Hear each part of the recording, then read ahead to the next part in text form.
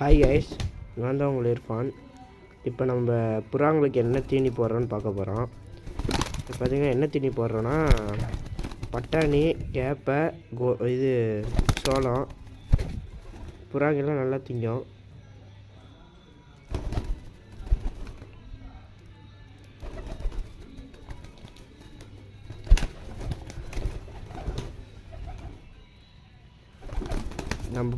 நம்மகிட்ட இருக்கிற புறா எல்லாமே கையில் திங்கும். பாருங்கள்,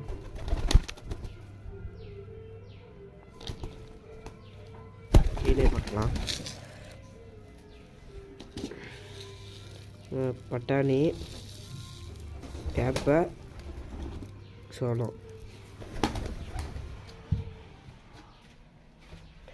இந்த சிக்கு நல்லா பெருசாகிடுச்சு, இந்த சிக்கும் நல்லா பெருசாகிடுச்சு. இது கர்ணை, இது ரோமரு.